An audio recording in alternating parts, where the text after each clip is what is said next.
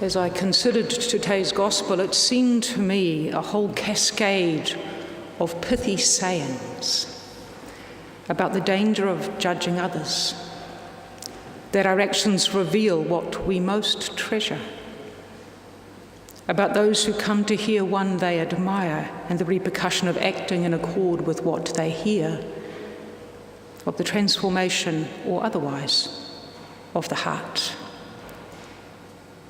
They strike me as common wisdom sayings. If you take them out, or they could be extracted from the gospel context and still apply, the kind of common sense guidelines that don't seem particularly religious to me. And when they're taken out of the religious purview, if you like, they're simply reflections of that which is known to be true through life experience. The blind leading the blind is not a safe bet. If you are inadequately self-reflective, brashly confident in correcting, quick to judge and condemn, for you lack understanding that can only be gained through experience, you and I both know you do more harm than good. And that what you do, how you behave, expresses what is most important to you. And if you want to emulate someone that you admire, you kind of cede some of your authority to them. But you have to enact what you hear to test its value and sustainability. Well, if we can take them out of the gospel, what does leaving them in do? What difference does a religious perspective make? If you do them from a non-religious perspective, it's pretty straightforward.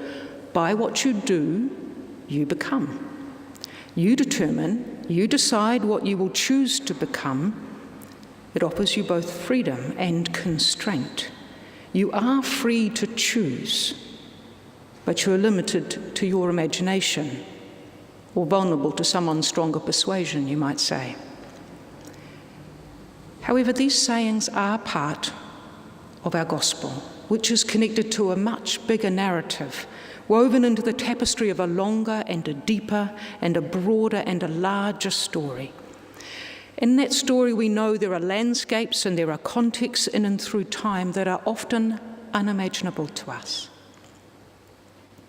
These sayings we hear today are permeated with wisdom, the kind of through-time wisdom that gets distilled, wisdom that gets filtered through experience, wisdom that intimates there is more to this creation in which we dwell than our imagining.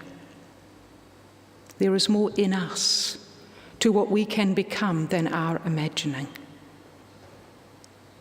Though we are often find ourselves bound by, we do not need to be bound to the limitations of ourselves that constrain us. And as we know, today's gospel sayings are included in the telling of the Jesus story that Luke does. And I confess I have not been at church for the past 2 weeks. But Helen shared with me that 2 weeks ago you had Luke's Beatitudes. So they follow in the wake of Luke's Beatitudes with those uncomfortable words of woe to you if you've got a lot of stuff, which is kind of like you and I. So they're not words we like to hear, even as they might pierce us with their truth. And they follow last week's directive to love your enemy, to act for their good, to turn the other cheek. Subtle yet powerfully subversive actions that come to change us, to change our self-understanding. And that changes the way we are in the world, and it potentially changes the world from the way it is, to make real those aspirational and seemingly unrealistic ideals of our gospel. As you do so, what you do will be made real.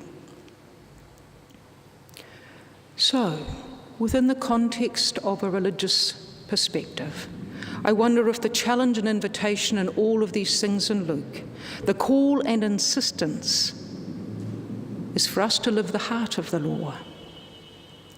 For our heart, not just our head, to be converted.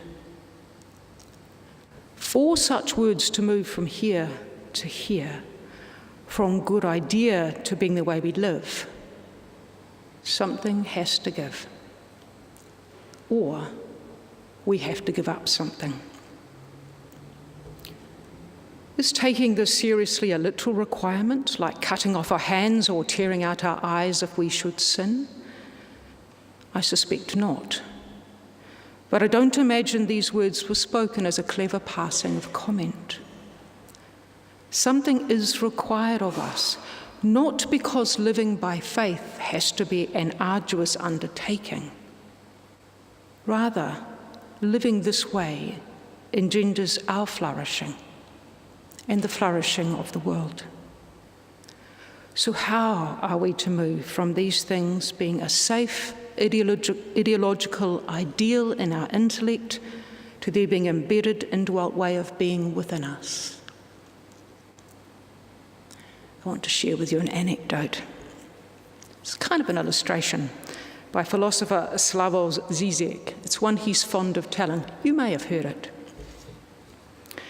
There was a young man who met with a psychotherapist once a week for many years because he was convinced he was a seed.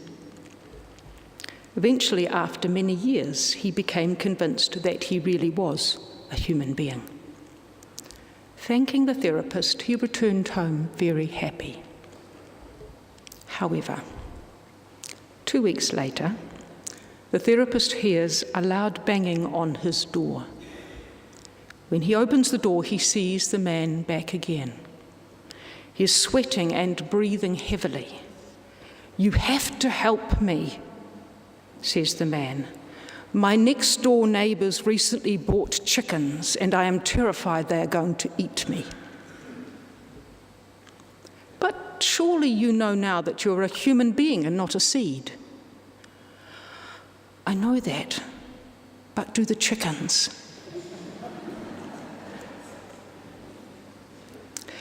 You see, faith narratives and religions that evolve from them tell us, like the man, we can be different.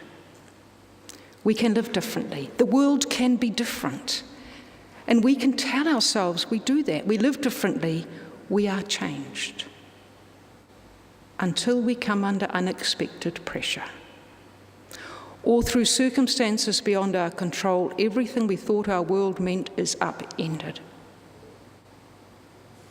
Then words of faith and aspiration, once inspirational and full of meaning, they kind of feel a little bit like dust. They seem empty. They struggle to touch our need, to reach in and meet us, as if they're kind of privileged words, distant from us, not speaking to our gnarly guts need right now. Is that because they're words that are here in our head and not here in our heart? For them to get anywhere near our heart, maybe we have to let them go. Let go of them trying to mean something or be something we think is really important. Let go of what we think they mean. Let them go so they can speak to us. Reveal to us the truth they speak, for they speak of the way things are. And come to recognize them not because we think of it, but because it is indeed our experience. And the irony of all of this is that even though it may be desirable, in fact a recommended gospel prerogative to live differently, be oriented entirely differently, I am not sure it's something that we can decide to do by dint of our will, even with the best will in the world. So if we can't do it and change by our own will and discover, like the young man did, that in fact we quite often act oppositely to our espoused beliefs, what is left for us to do? Well, like all people who grew up in the environment I grew up in, I thought I might turn to Pooh Bear. I don't know how many of you remember the beginning of the story when Pooh Bear is first introduced. I had a parishioner once who joined me in these words because she knew them well. Pooh Bear is first introduced this way. Coming downstairs now, bump, bump, bump, on the back of his head. It is, as far as he knows, the only way of coming downstairs. But sometimes he feels that there really is another way. If only he could stop bumping for a moment and think of it. Transformation of the heart may not be something in our power to effect, but it does not mean we cannot be changed. It may begin by our being willing to accept that there is a disjunction between what we say we believe and what we do, and pay attention. If he had stopped long enough, Pooh Bear may have discovered another way to come downstairs. Scary as it may seem to be, maybe we need to stop holding tight to the seed we imagine being faithful is. Seeds are for becoming flourishing plants. Perhaps we are afraid because we're not sure what we'll become if we stop being a seed with lots of potential. We're not sure what flourishing will make of us. And worst of all, we're not sure who God, released from our bondage, may be. Maybe, if we stop trying to make God as we may want God to be or need God to be long enough, we might discover God with us each day that we are missing.